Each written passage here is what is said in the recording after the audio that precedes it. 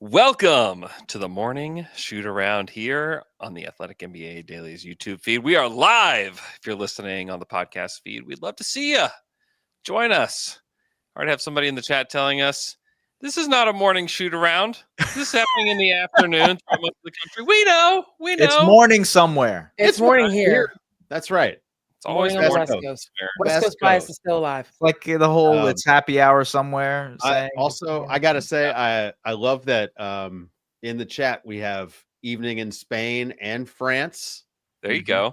Pretty awesome. That's dope. The evening shoot around. Hanging out. Is that my mom? Amazing. Is my mom here? Oh, no. Okay, not John Paul. Got it. Cool. Yeah. That would be Cool, awesome. cool. All right, so we're a few weeks into the NBA season. We've got some stats. We've got a bunch of stuff going on, a lot of storylines, a lot of injuries, which is sad. But I have some true or false questions for you guys.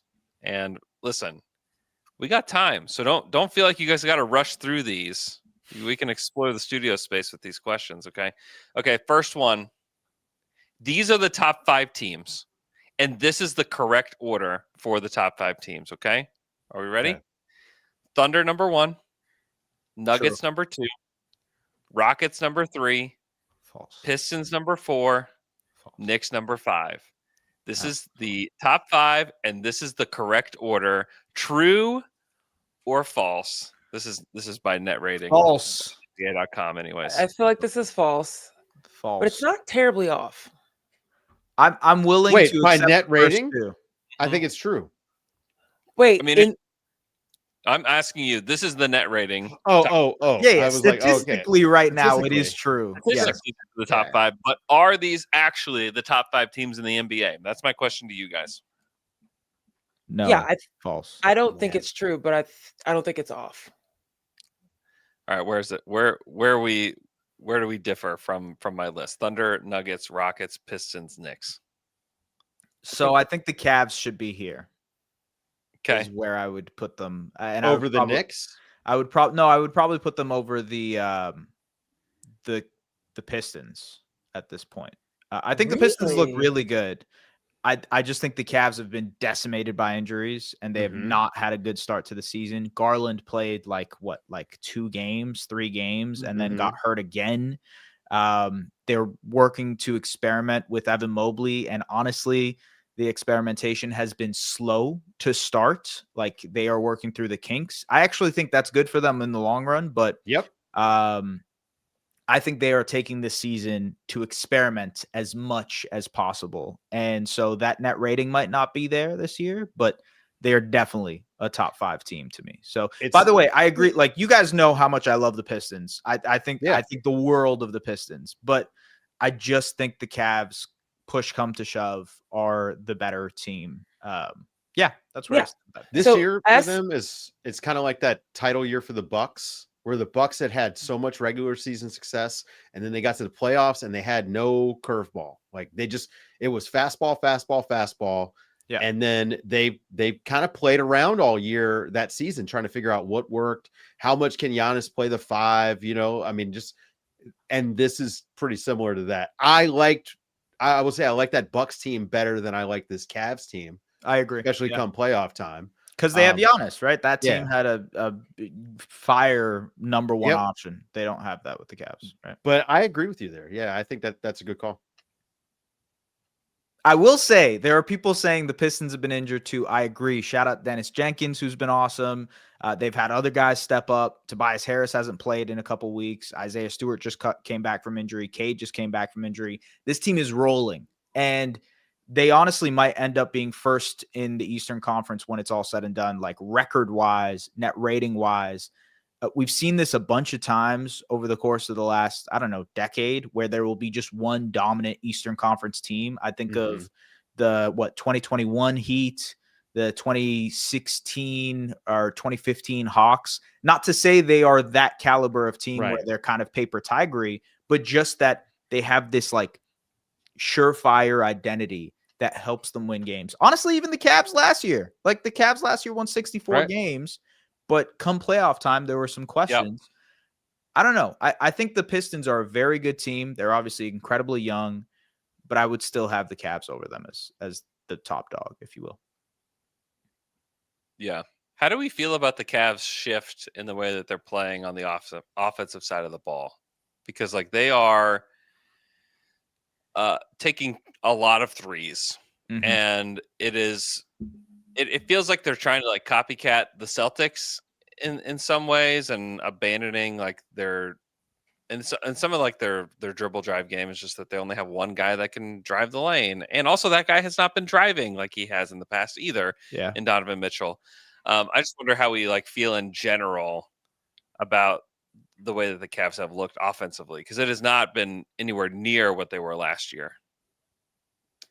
I wonder how much of that is not having Darius Garland. Yeah. You know, he's their best passer, best on ball playmaker for other guys. Mhm. Donovan Mitchell is obviously one of the 7 or 8 best guys in the league at getting to a spot and getting his shot. But it's hard to just run an offense around that guy. There's more mouths to feed than just Donovan Mitchell. That's the other thing. I think just not having Darius Garland is really one of the biggest problems. And you know, Lonzo Ball has been okay as a connector. The shot is just, you know, it's not totally there, but he's been okay as a connector. But without that high level guy who you can put in a high pick and roll and he can find every single pass that's available on the court, I think that their offense is gonna have some issues. And really they got to figure out how to play without him. The guy's hurt all the time. Mhm. And so, you know, this is where I think Mobley's growth as an offensive player is super important.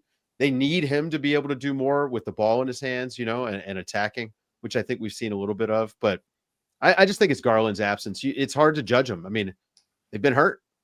It's a fair question, by the way. Did you mean right now the 5 best teams, or in life in general? In life. I mean, yeah, the 5 best teams right now. Then I agree with I Wes, understand and the Pistons thing. Then Yeah. then I would agree. You know, They're playing really good basketball, right? And they've had a good schedule too. Let's you know, not that they haven't beaten some teams, but they've had a good schedule. Okay. Next question. True or false? The East is deeper than the West. True or false?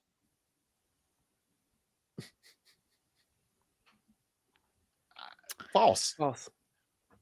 I'm gonna say true. Just contrarian for the sake of it. No, okay, look, I have the standings out right now, and I think we can all agree, like, obviously the bottom of the East is hellfire. You know, Indiana Pacers, Wizards, Nets. You can even throw in the Hornets there, although the Hornets have been pretty competitive. And the Hornets have as many wins as those 3 teams combined, okay? Yes. Right. Yeah. I honestly, They got the rookie of the year. Let's elevate the Hornets. Fine. This just helps my case. The Pelicans, the Kings, the Mavericks, the Grizzlies, the Clippers, they all look destitute. And even on top of that, the Jazz, while they are competitive, I think eventually will start to fall into that category. So I actually do think the East is a little bit deeper, because if you look at it, the Bucks, the Bulls obviously are playing a little bit better basketball. The Heat are exceeding expectations. We've talked about how the Raptors are doing the same. The Magic are starting to figure things out. The Celtics are a little bit better than people imagined. This is all like teams in that, I don't know, I guess play-in territory, if you will. I think the East is deeper. Yeah. Okay, nobody believes me? I don't know. I didn't make a good case. Okay. I don't know, Zena. Zena, let me ask you a question. I'm looking at the standings, and Portland right now is 9th in the West. Yep. Where would you rank them if they were in the East? I think that's the point that we're trying to make here. To the question, I was trying so badly to insert myself in that first question, as to, you know, yes, when you're looking at the East, I'm obviously taking Cavaliers right now over the Knicks. I'm sorry. That's Okay. where I'm at. Mhm. And when you look down the standings, I really do put a lot of weight into how are teams performing against teams that are over 500. And if you compare the East versus the West, in terms of just performances over 500, and then also teams that are over 500 at this point, the West has had so much more battles against teams over 500, and they've had to battle against teams that are over 500 and dominating. I mean, I personally feel like Oklahoma City counts for 3 teams in the West by themselves, right? I mean, if You go you up broke against them up, OKC. they almost are, right? I mean, yeah. I mean, I just feel like the East right now, because of those saddlebags that you just mentioned, that automatically erases the entire argument for the East, right? They're just so bad, and they perform so badly against teams of their caliber and teams, of course, of higher caliber. And in the West, you almost give participation trophies because it's like everyone is so tough to beat. Everyone's so competitive on any given night. Like, we're looking at the Utah Jazz, like, they're good, right? They're competitive, but the way that the Utah Jazz are playing, if they go to the East, we're like, all right, play in sure. Territory. Yeah. Right? Play in for sure. Could be competitive to get a playoff spot. So that's when I'm looking at, I'm not even necessarily looking at numbers. I'm looking at like what we're seeing as a product night in, night out. And the teams in the West are putting up more numbers. They're way more competitive. The games feel like they're harder. And no shade on the East, but it's just not the same. It's not the same as in the West. Can I counter here? Just Sure. a little tennis swing back. Okay. Okay. So let's do point differential. All right. And we're gonna pick the playing teams in each conference right now. So the Utah Jazz. First and foremost, Orlando did not dominate the Warriors. Let's just calm down. Chicago did not beat up on Denver. Yeah. They were close games. Chicago lost to Utah the night before, by the way. So, and Denver, we got to calm down with these, hyperboles. All right. Yeah.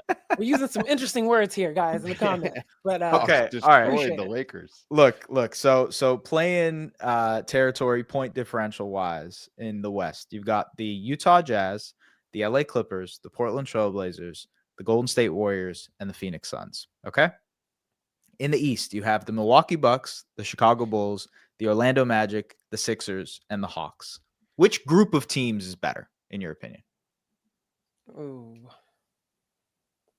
I'm not gonna lie, my ADHD did not. I mean, it's probably. I'm sorry, Zena. Okay, I can repeat that again if you want. Honestly, I'm a visual learner. I was like, wait.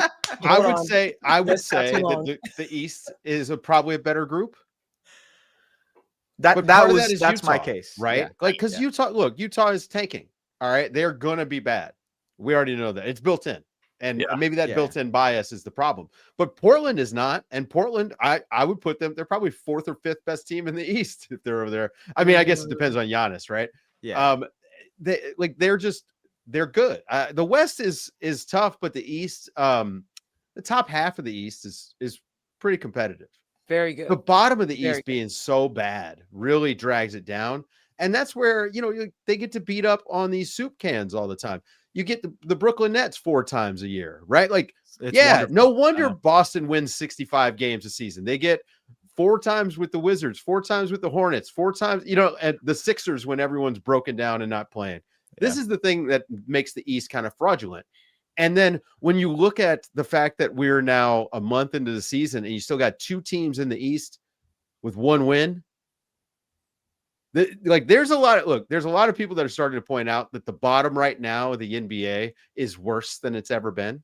Mm-hmm. The top is also really high. There's this huge discrepancy. There's not much of a middle class as far as teams go, but the bottom in the East is just abysmal. Those aren't even basketball teams at this point. Yeah, they could get relegated to the G League at this point, but yeah, it's bad. It's very bad. If you replaced the Brooklyn Nets NBA squad, let's say Michael Porter Jr. is the only guy you leave out there, and you just took their G League team, not the average NBA fan would have no idea because they don't know who's playing for Brooklyn because Brooklyn's not even trying to win. That's how it ought to be. If you're losing on purpose, people should ignore you. You shouldn't exist. I actually hope that nobody goes to a Nets game for the rest of the season, man. It's ruining. It's really bad for the league. The league incentivize they incentivize losing and tanking, and I don't want to get into the gambling implications and how that's exacerbated by that. But like Brooklyn, it should be ignored. So the bottom of the East is embarrassing. I feel like the league has not incentivized tanking as much. Well, they flatten the odds, right? Yeah, but you still are going to pull out all the stops to be in the bottom 3. These are the rules, right. And like teams are, as long as these rules exist, teams are going to do this. Yep. And a part of the reason why the Nets are in this place is because they tried so hard to win and threw every resource that they had into that Kevin Durant team that now they're left. They were left with nothing, and they still have picks being taken from them. And lucky for them, they were able to make a deal to get some of their stuff back. But yeah, this is in large part like a story of a team that tried to build with guys that were in like their prime or their post prime. Yeah. And it just fell apart much faster than they thought it would. And now they're just scrambling. They've done that twice in the last 15 years, by the way. KG Pierce and then and with different owners, right? Like different Yeah. owners, different front office. It's funny. Yeah, Maybe they're just Prokhorov and cursed. Josai. But do you remember though? They broke up a really fun team. That Kenny Atkinson coached team was a lot of fun, and like I felt like if I was a Nets fan, I would have been very annoyed by that. I mean, I don't know. What are you into sports for? Is it only just to win? Like, is it your team has to win? Is that the only thing, or do you like to root for your guys? I grew up. I went to AAA baseball a lot growing up. So, I kind of had this connection with these players like Tony Graffinino, who was a utility infielder for the Braves for a bunch of years, played with the Tampa Bay Rays. And I mean, I loved rooting for Tony Graffinino. He was like a 260 hitter. You don't get that. Like the NBA, like you just can't have a good, young, fun team that makes the play in all the time unless you're the Chicago Bulls. That's why it's hard to hate on them. And then you get made fun of. You get made fun of. I know. Yeah. So, not around here. We respect the cup and the play-in. That's right. Sorry, I'm in a mood today with these. I like it though. I like it. I hate the tanking thing. Really drives me nuts. Sorry. To wrap my bow on the competitive yeah. aspect and comparison between the two bottoms of these leagues, I say look at the amount of games that the Western's bottom five, the Clippers, the Grizzlies, the Mavericks, the Kings, the Pelicans, have played where it's ended up in 3-point games versus games where it's ended up in 10-point games. Look at that differential between the East and the West. Oh my God, you are right. Wow. Okay. And that is what I mean by competitiveness. Okay. You can't tell me, yes, okay, they're the Kings and the Pelicans, et cetera, they're bad, et cetera. But we're talking about watching the basketball games and realizing that a lot of these games are ending up close, whether it's ending up close for reasons beyond our understanding, or they are just actually competitive. The West is on a different level than it comes to the East. So that's my drop on that. So Zena, that's a great one. Hey, all 5 of those teams in the bottom of the West are there accidentally. None of them want to be there. That's all true. Were trying to win. The Utah Jazz is the one team that actually has incentive to lose, and they're in the play-in right now. Yeah, that's true. That is true. Just to illustrate what Zena said, because it is such a fire point. So in the 3-point games, basically between the bottom 4 in the East, they have played 4 games that have ended in 3 or less points. Thank you. The West has played 1, 2, 3, 4, 5, 6, 7, 8 games, and they actually have they have an above 500 record in those games. Those bottom 4 teams, if it's close, those bad teams in the Western Conference can actually pull it out, which is not to be said about the Wizards. And more competitive by definition. It's more competitive. There you go, Zena. Thank you. Yeah.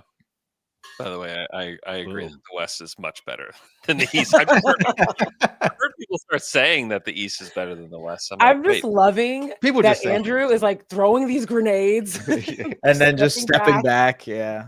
Watching it unfold, coming with the fire extinguisher, being like, yeah, I agree. Yep. There's this new show called Pluribus, and this girl gets handed a live grenade. This show, it's a good show. You guys should watch it. It's been all over my my feed to watch. Yeah. This girl gets handed a live grenade, and she's like, "You actually gave me a live grenade?" And she opens it. She's like, "You didn't give me a live grenade." And then she's like, "Yes, I did." And she throws it out. So, anyways, that's what Andrew is doing to us right now. Handing you guys live grenades. Yes. Yeah. Okay, so let's say this. This is not true or false, but let's say the league abolished conferences. Okay, you just have all 30 teams in the mix now. Like how many of like these Eastern Conference teams would even be contenders to win the whole thing? 2. Ooh.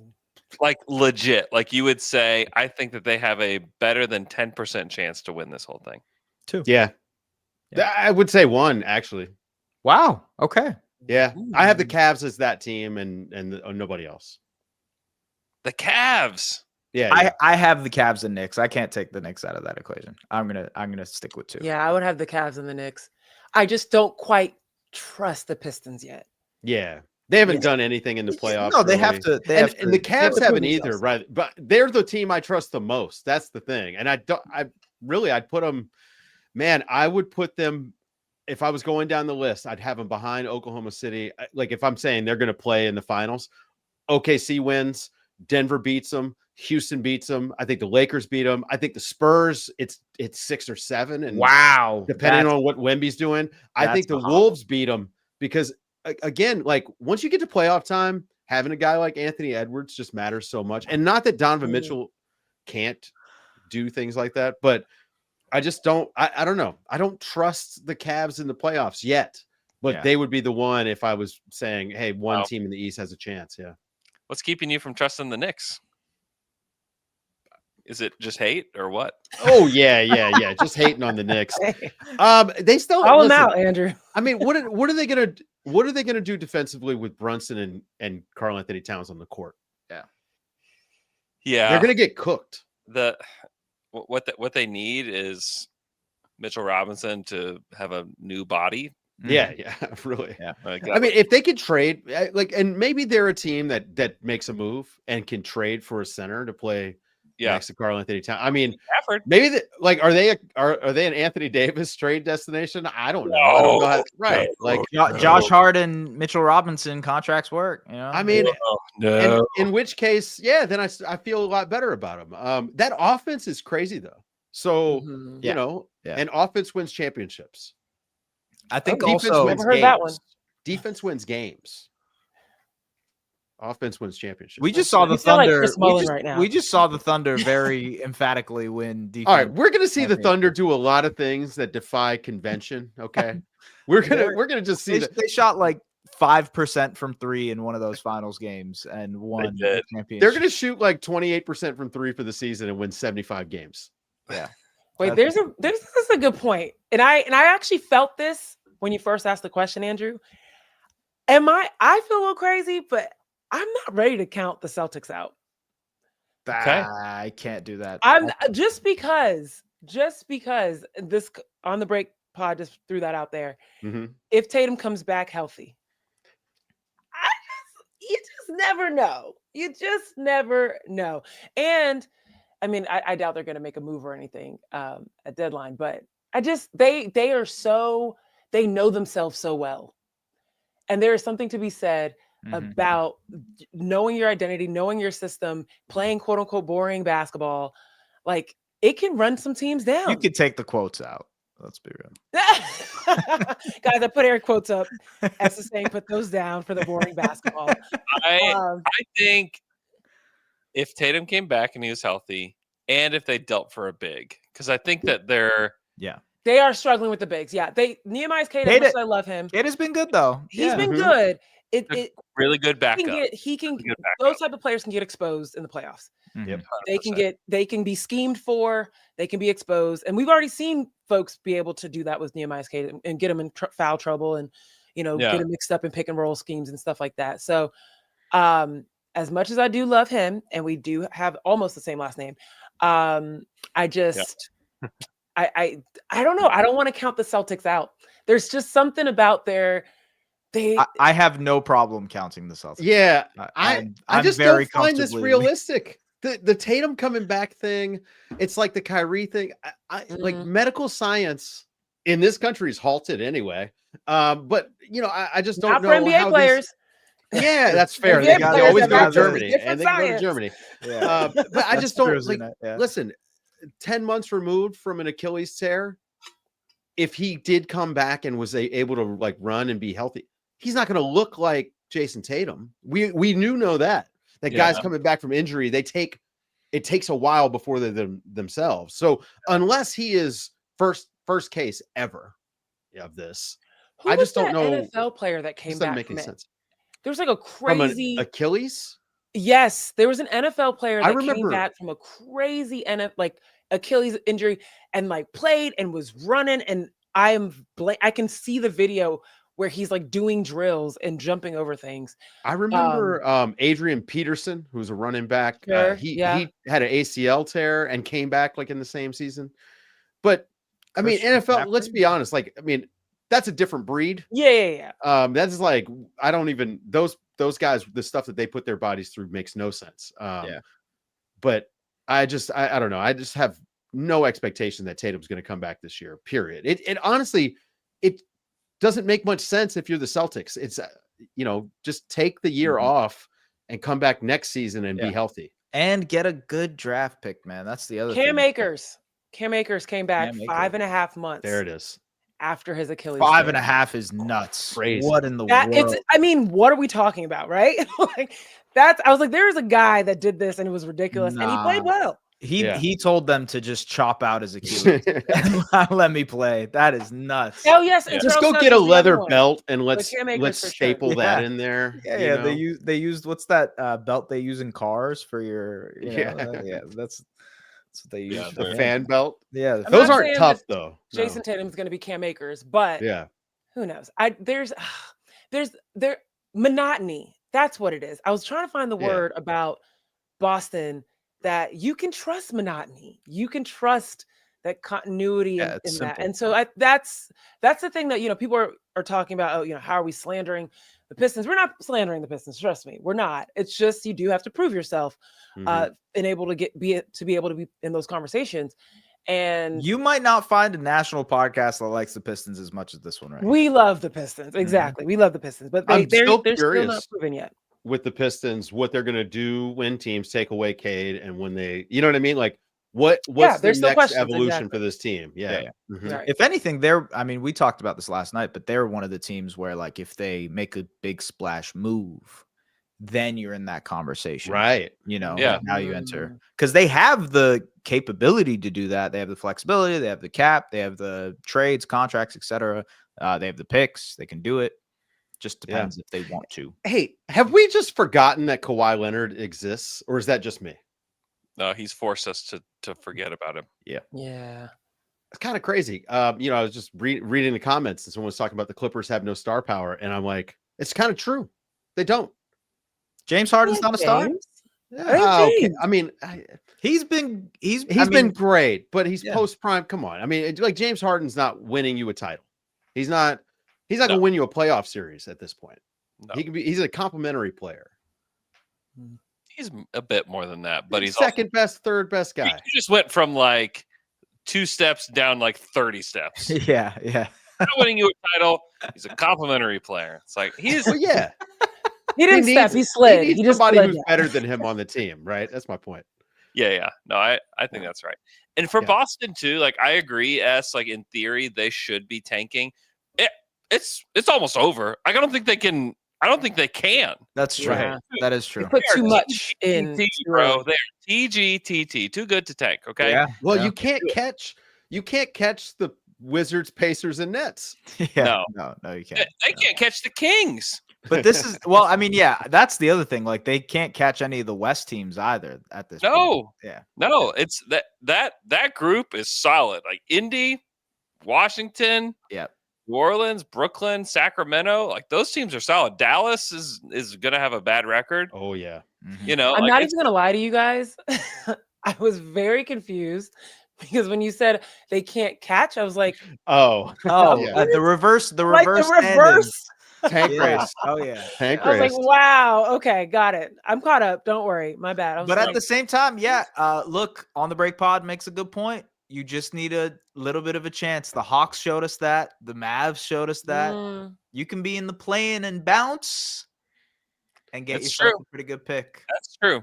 And if there's any kind of history behind this, we have seen the team that is down and out, gets injury player or whatever, like the Celtics, get gifted in these. Well, I would rather that happen. I mean, I would rather reverse the lottery and say, hey, if you just missed the playoffs, you have a better chance at getting a good player and becoming a much better team. I mean, that would be cool. Perhaps trying is a good thing.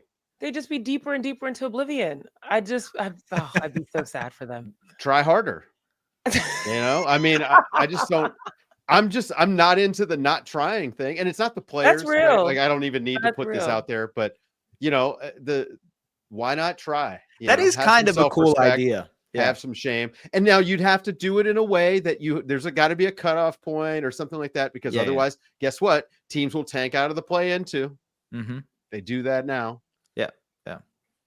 I don't know. Maybe just do a lottery every year with every team in it, and just say, hey, sometimes the Lakers are going to get the number 1 pick 2 years Life in a is row, unfair. and it just is what it is. I don't like this. No. I'm getting We uncomfortable. leave I don't like so it. many things in life up to chance and dumb luck, and for some reason we let losing dictate who wins the lot. It's. I have an idea. How about we get sports? All 30 front office members to walk at a 3-mile-per-hour pace until the last person is standing, and they will get the lottery pick. You guys should go watch the long. You walk. will see. No, listen, and again, you're asking people who love to break rules and find ways to get loopholes. They're going to be taking steroids. Hollywood person right now, Pluribus, the long walk. Listen, plug-in shows. I like my movies and TVs. You know, I don't know how you have time to watch them in the midst of the season, but yeah.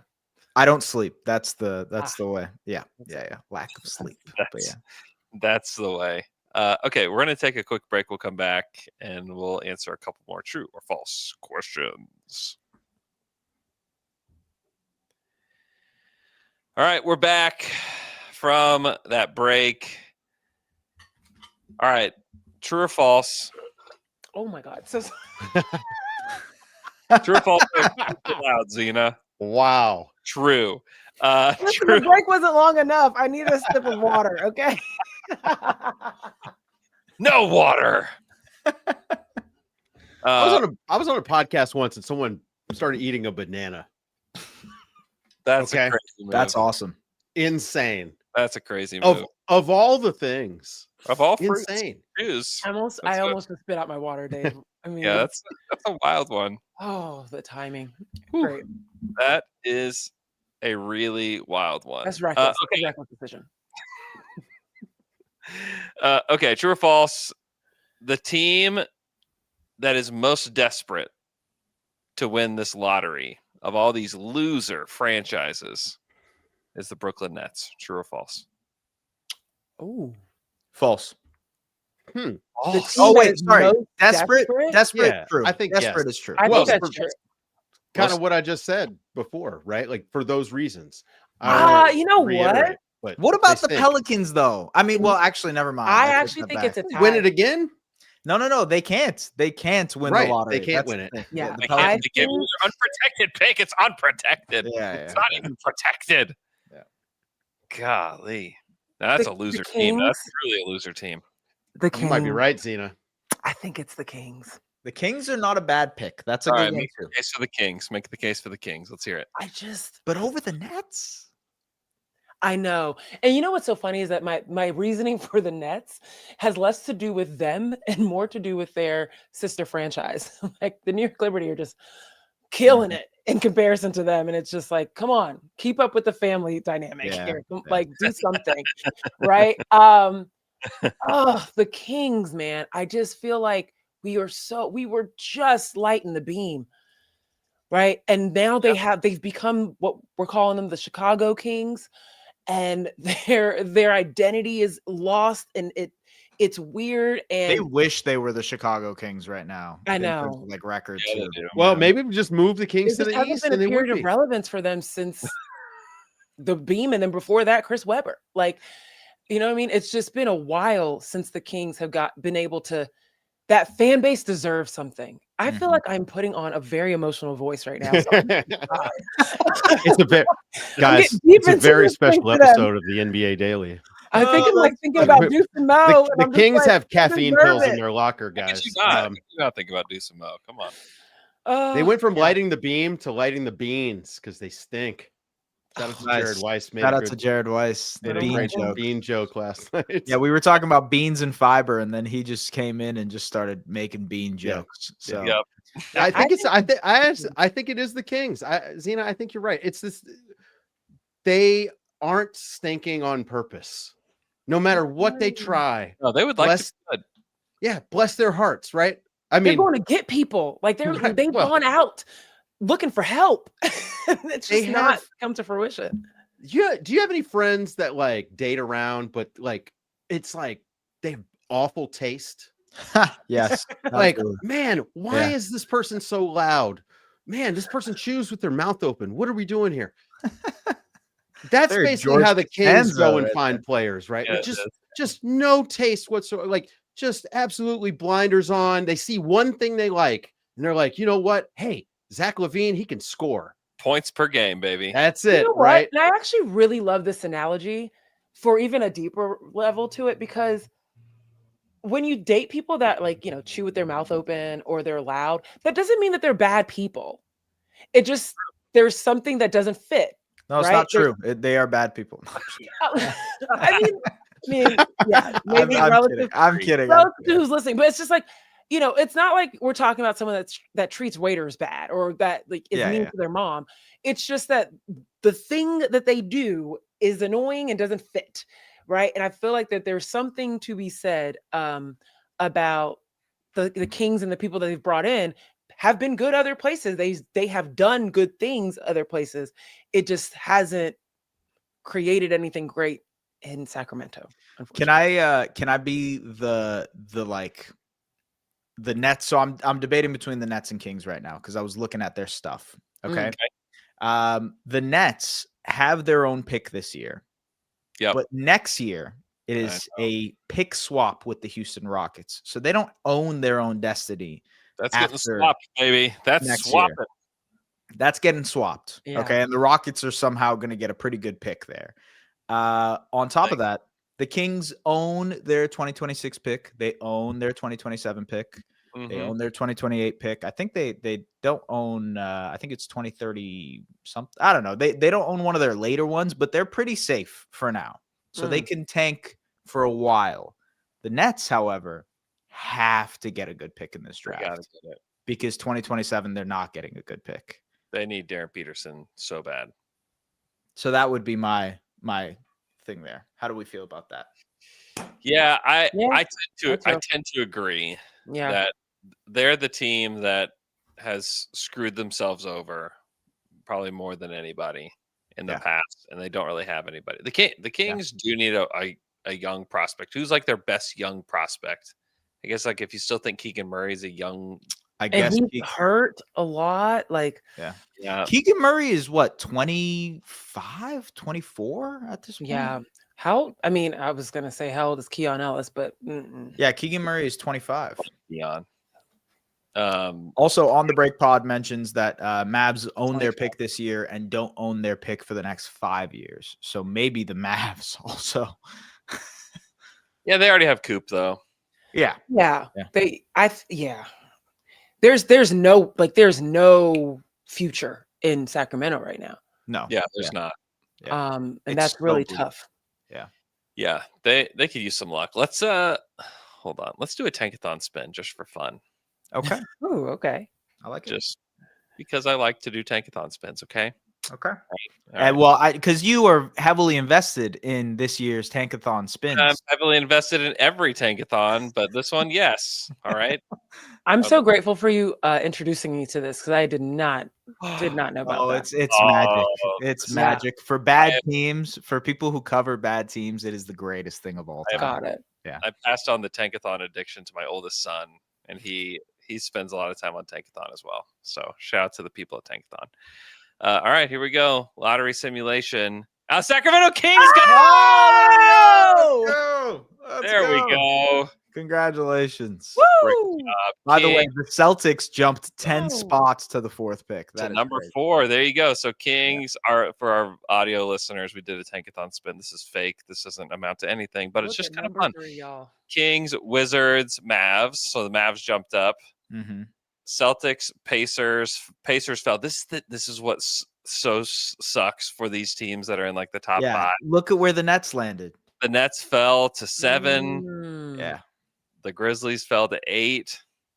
The Hornets Thunder at get 9. 10 and 11 because they, in Yeah. this scenario, keep the So Jazz. ridiculous. 10 and 11 plus AJ Mitchell for number 2. Who says no? Me.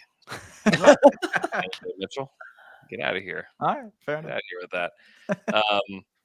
But yeah, and like just one of the reasons why you want to be the team that loses the most games is the furthest you can fall is 5. So like in this scenario that we're looking at right now, the Pacers fell to 5. That's the worst case scenario for them. Yeah. But it's also like you have just as good of odds of getting the number 1 pick as you do the number 5 pick, which is terrifying. Pacers are playing with house money too, because like Halliburton's coming back. They still have their core. Getting a top 5 pick is actually kind of nice. It's a huge opportunity for them to get a shot in the arm. And if they move for a big, yeah, definitely playing with house money. Yeah. All right. Kings won the lottery. Congratulations to the Sacramento Kings, man. You won the morning /afternoon shoot around / evening. And it was, listen, I'm going to say this. Andrew definitely needs to be under investigation. That was fixed. I'm calling it right now. He had that loaded. He had it loaded. Isn't that awesome? Shift of I thought it hands. was perfect. I saw it. I thought it worked out beautifully. That rocked. That was awesome. That was amazing. That was wow. great. Shot. That would be amazing for Kings fans. As somebody who has experienced some of like the most like jubilation that this city has experienced was like getting the 2nd pick in the draft. Yeah. Like that was like such a fun day. We had a giant party at this place called the Jones Assembly downtown in OKC. We had like 1,200 people packed into this like outdoor patio. That's amazing. And everybody was just going berserk. That's awesome. See, like, what did Dallas do? Did they show the same level of gratitude? Did they? Well, did you see that front office? Nico Harrison looked like his life was saved. For sure. Yeah. The front office. Well, it showed us the vision. I know. Yeah. Them winning the lottery showed us. Started to see. You know? Yeah, that's a good point, though, Zena. I think the last time I remember a team celebrating that crazily was the Pelicans. Like New Orleans, you saw the fans when Zion, when it was the Zion draft and everybody knew and they got the pick. That was the last time I remember. Sixers fans with Ben Simmons. Yes. Went nuts. Spurs. I'll tell you right now, if Sacramento gets the number 1 pick, they are getting all the power sources from Northern California to have a light beam that will go be visible from New York. That'd be great. Here's my question, and I'll defer to Andrew and S, our draft guys here. Sure. I mean, isn't this the draft where if you're in the top 5, you're in really, really great shape? Yeah. Right. So to me, like top this 3 for sure. Top 5, you're still cooking though. So this could be a transformational draft for 4 or 5 teams theoretically, right? Like, why not the Kings? And this is why I think the Kings need to pull the plug. Don't play around, right? Like, try to move. I think they need to try to move some of these guys for assets. But Dave, they're already losing. I know. Like can you do it better? Like, can you do it better? Maybe it's more fun. What assets could you get though? That's the issue. I mean, like Zach LaVine isn't worth anything to anyone. No. Who is trading? Keon Ellis is about the only guy that's got any value. You don't really want to trade. They might move. I wouldn't trade Keon. They don't play him. They don't play him anyway. Don't trade him. Yeah. I don't know. Like Zach LaVine, I'm looking up his contract. He's got 47.5 this year, and then he has a player option, which I'll go ahead and say not a player option anymore. Pick up that baby. Yeah. 48.9 million. He's also extension eligible this summer. Oh. That's rough. Oh, okay. So, but this is probably his last contract. I don't know, man. Can you get him down to something reasonable? Like 30? Would be like, Wait, hey, is that reasonable? S, what happened with Brandon Ingram's contract? It was 3 years, 120. So 40 a year. Okay. Yeah. What was he expecting though? Yeah, probably about that. Okay. Also, I think the final year is a player option. Which basically everybody's throwing out player options to people now, but gotcha. I mean, not everybody else. Come on. Oh yeah, 3 years guaranteed, $9 million for AJ Mitchell. Yeah, congratulations. that is, I don't know. We'll see. It'll be funny to look at that AJ Mitchell contract like 3 years from now. Depends on your definition of funny. to see what he does. Yeah. I guess. I don't root kinda for like the anything, Christian so Brown for me, it's all contract. funny. I mean, yeah, actually, that's a good call on that one. Christian Brown, I think is going to wind up being like a value contract. Mhm. Yeah, agreed. I like that. Yeah. All right. Anything else you guys want to get off your chest before we get out of here? Monk fruit. Okay. Monk fruit is delicious. It does not Never had. belong as a sweetener in food. Okay, that's it. That's all. That's what I got to get off my chest. Half of I us hate are monk surfing fruit up as a what monk sweetener. fruit is. When I tell y'all, that is one of the most random things. Sorry, he I was asked. not prepared. It was on my mind before the pod. Monk fruit. I was in a ranty mood because of monk fruit. I was in a ranty mood because of monk fruit. Yeah, don't put monk fruit in stuff as a sweetener. It is Andrew, if you bad. needed the title for the show. Yeah. I was in a ranty mood because of monk fruit. Malik monk fruit. Yeah. Malik monk fruit. That's it. That's it. I mean, I- but you asked. I did. Anybody else have any food takes that you need to say? Green kiwis are worse than golden kiwis. Golden kiwis are better. Golden kiwis. I'm learning things. Golden today, kiwis are guys. delicious. Yeah. Delicious. Kiwis. I've never had a golden kiwi. Really? Delicious. You should try it. They are good. Oh, last thing- Best game tonight Yeah. is probably from someone in the YouTube comments, which by the way, we do this show on YouTube every week. So if you want to come hang out, asked what the best game is tonight. And the schedule right now is not great. The NBA Cup is really eating up a lot and I think affecting the schedule big time. We actually just went through the schedule for the rest of the year to kind of see what the big games were going to be every night.